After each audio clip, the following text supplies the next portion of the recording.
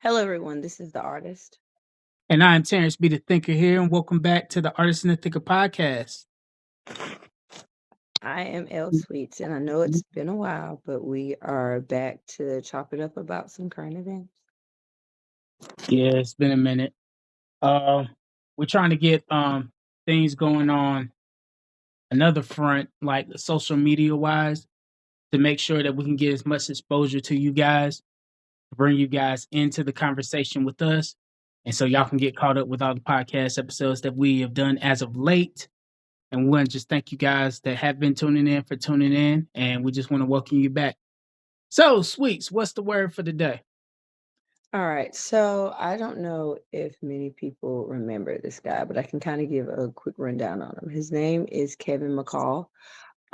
He was popular, gosh, I want to say in the late 2010. 2000s. He did some stuff with Chris Brown. He also does have a child with Eva.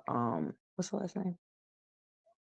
Not Eva Longoria. Eva. I can't think of her last name. I don't know why I can't.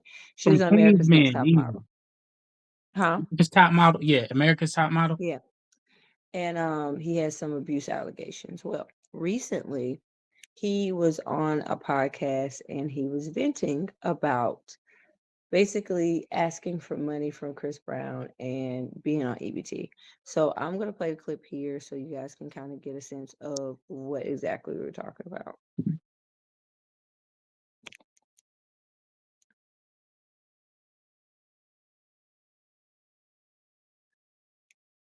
Mm-hmm.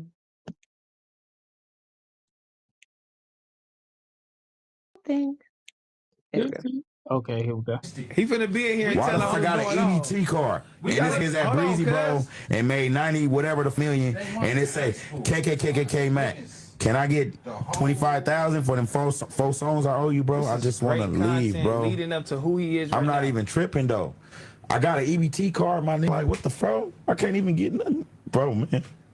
Y'all want to see me cry in here, so y'all can think I'm a bad. That ain't fair, man.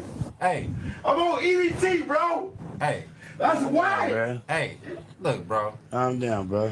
I'm on EBT, Calm down. smack, look. Calm Say down. my name, bro. That shit is bad. I had to go up in that by my face with a mask, like COVID, bro. Don't act like every nigga had no I got an motherfucking EBT EBT. card. On the set, that nigga had an EBT card. Man, I might get an EBT. I walk in the building and look at I got me crazy. EBT Let me right tell now. you this, In my cuz. name. On the set, everybody gonna go through problems, bro.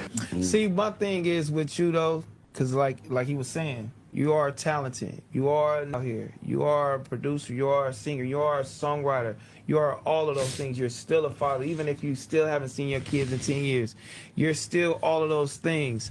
But what we should be doing is leaving the past to pass. You feel me? Moving forward, and forward motion is a thing. You feel me? Working on yourself and moving forward, and you can only see what's in your future is a thing.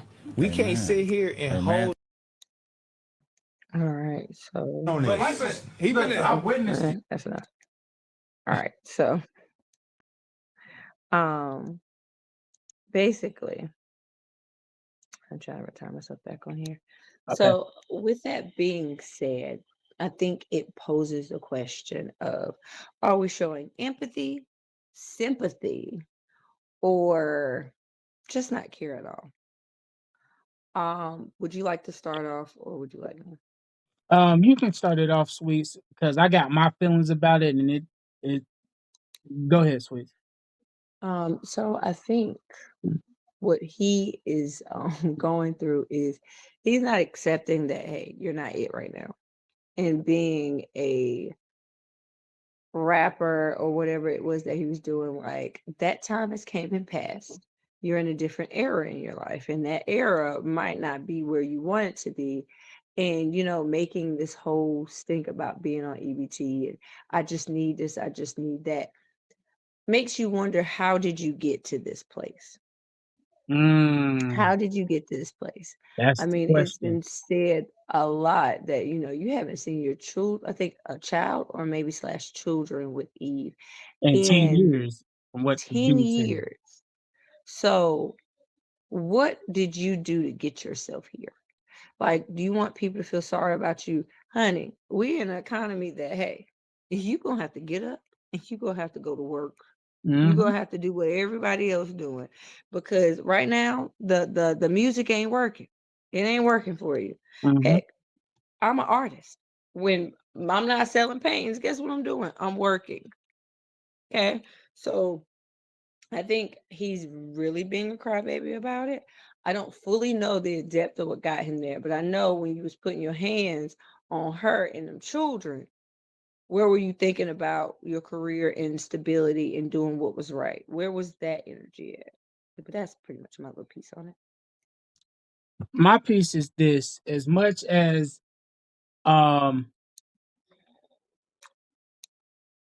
it's about, it ain't your time right now, but in the same breath, like, it's on you to know your business.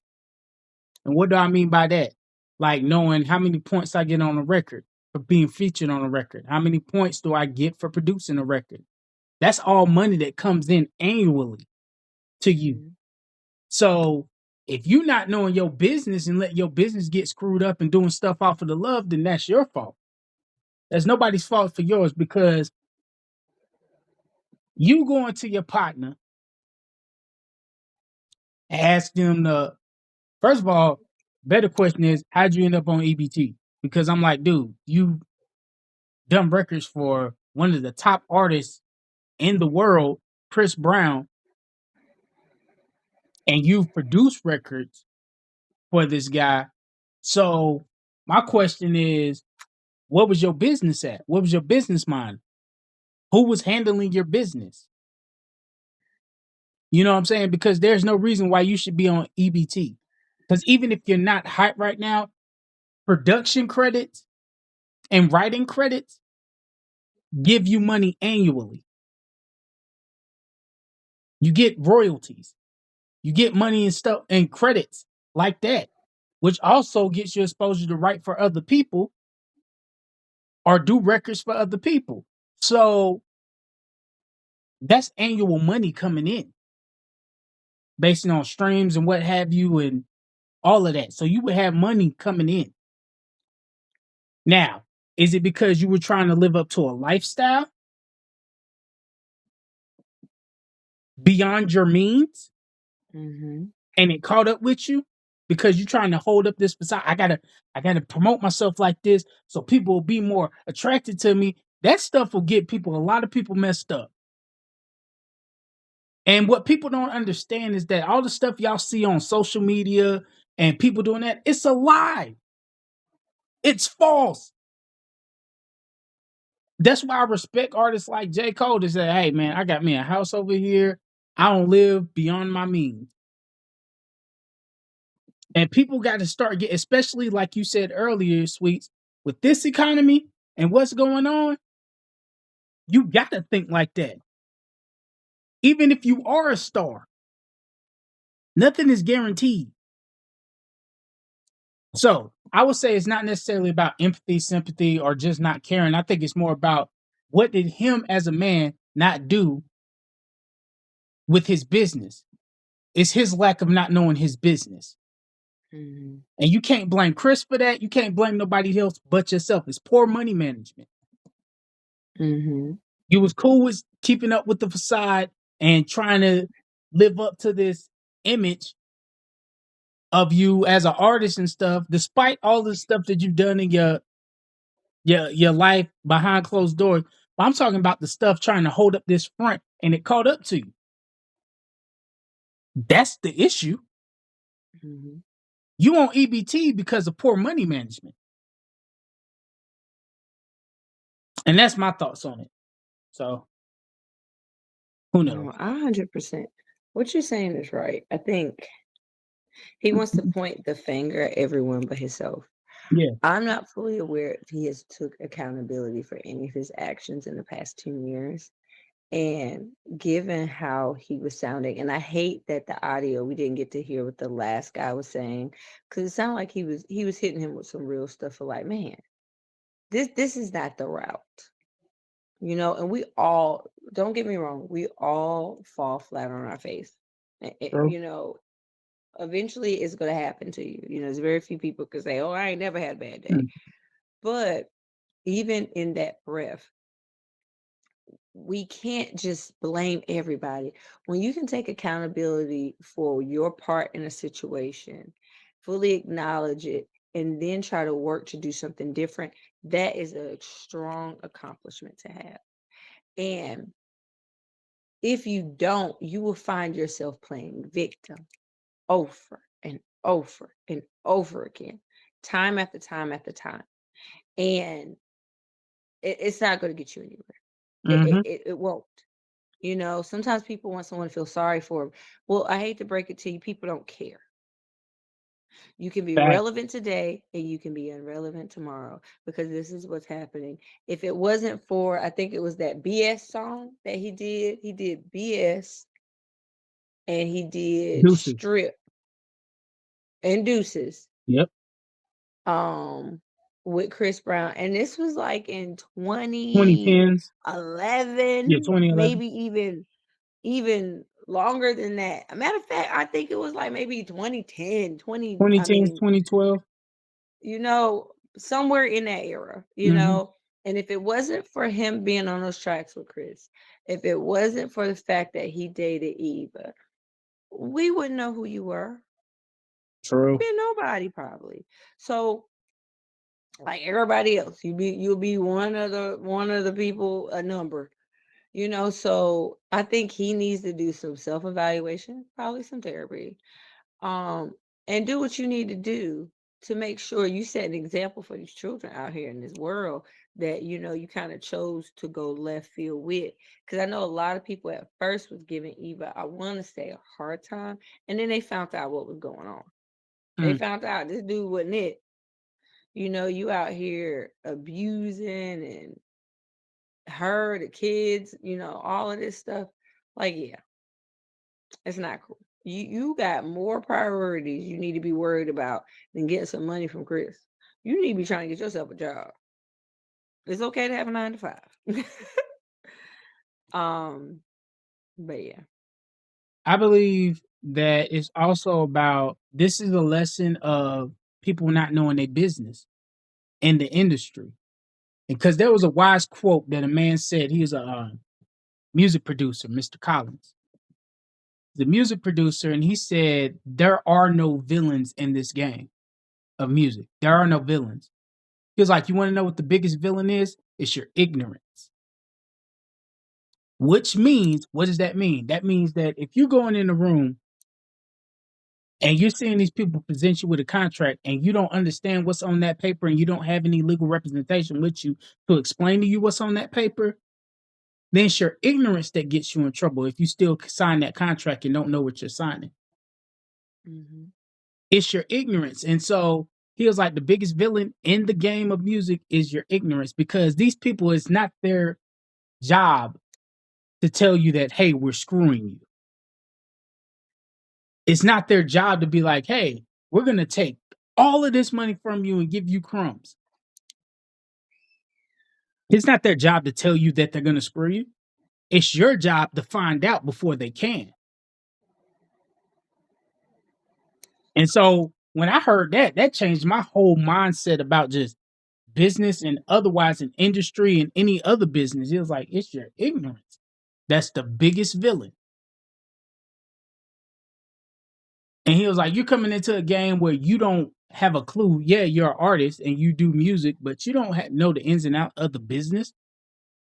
And if you don't have nobody there that's going to be like, hey, I'm his representation to look over this to make sure he's not getting screwed.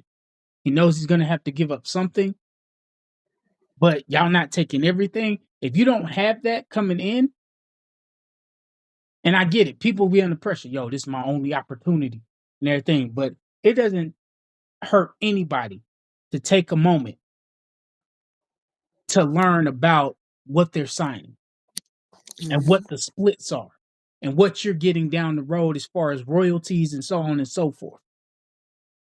There's nothing wrong with that. And if that that opportunity doesn't come through for you, the next time you are more prepared and you are better prepared to know what you will accept and what you won't. Yep. And So, this shows that it sounds like he made a lot of dumb decisions, mhm, bad decisions. When I say dumb decisions, I'm talking about, the abuse and stuff that are not looked at as allegations. And I think the mishandling definitely of his money. And I mean, me and you have talked about this before. A lot of those rappers, they get these they sign these contracts and don't realize that you have just now sold your freedom away. You have just sold yourself for a little bit of nothing. Because yeah, you might can sign it for a couple million, but once you gotta pay all of your fees to your lawyers, to your managers, to your agencies, to the record label yourself, you are usually left with nothing. mhm, And that's why you see and you hear about a lot of artists, they make their money touring. They make their money touring. They and make their money merchandise. selling merchandise. Now, merchandise is becoming something that anybody can make. I can design a shirt with Beyonce or Taylor Swift on it and hook it up on my own doing, Mhm, you know? So that's nothing. So now you see so many celebrities where they have other ventures. They have clothing lines. They're selling different liquors. They're selling or books. exclusive They're merchandise that selling you could only get on the tour. yep. Or they're selling something that stands out that's unique to them, Mhm, that can't really be duplicated, because or they go into acting, you know they start doing other ventures and creating businesses, because you can't get rich in this game. Once you join the machine's going to constantly go, whether you're mhm. in it or not. You can have a song that is popular now and it can no longer be popular anymore. Like, I mean, think about the song that probably everybody was singing last year, and no one's singing it this year, Mhm. because now music is becoming so generic. And then on top of that, one thing you can say about TikTok is a lot of people have blown up from TikTok. As Mhm. much as we have created a lot of songs and a lot of artists who are one hit wonders, you hear that song, everybody's playing that song, you get a snippet of it, you fall in love with the snippet, then you hear the whole song, and then it's out with that and in with the new. Mhm. So you have to constantly be two steps ahead of the game. Way back when people were mad about LimeWire and Napster, messing with artists, that is nothing compared to what's going on now. And you get Mhm. into like how Spotify pays them pennies, and we just have their music at the touch of our fingers. I literally can go on my phone right now, press something, I can hear any song I want to hear, Y any song. you know, it's Does the crazy that artist benefit from it? No. So with this is one of those telltale stories of when you want to be big in the industry. You need to know that we live in an era now Mhm. that, honey, they replacing everybody's songs with AI songs now, that they don't need you. So you need something else. This is being a artist, a musician is not a get rich quick scheme. It's not It's not going to be this, oh, I'm gonna wake up and I'm have shining light. My name being shining lights. Because one thing is that 15 minutes of fame is a true thing. Today you can be relevant, tomorrow you cannot. I And that's believe just it. I believe this though, but as far as the AI nonsense is this. Yeah, but I feel that they can never AI could never compete with the actual humanity, the human aspect and thinking and of that of a human. So I Hmm. will always believe that we will always outdo them in some way. Hmm. Yeah, you could duplicate, but you can't originate. You I can't agree. create it. So and you're right. It is messed up that like shout out to Dante from Eggs and Grits podcast. He broke down the number stats from different streaming platforms. He said it takes about 378 streams on Spotify for artists to get a dollar, to earn a dollar. So when you're Mhm. saying this song's been streamed millions and billions of times, they barely cracked $1 million. If it takes up to 378 times for this song to be streamed for them to get $1, and you break those millions or billions down, you're only getting, you barely just cracked 1 million, if that. And I think it's messed up because when the streaming platforms came along, that was the opportunity for the artists to speak up and be like, okay, if this streaming stuff is coming in, we gonna need to see what these splits look like. You Mm-hmm. get this every stream. No. Because if that's the case, we can stick to CDs, because CDs, an artist would get paid 56 cents every time a record was sold.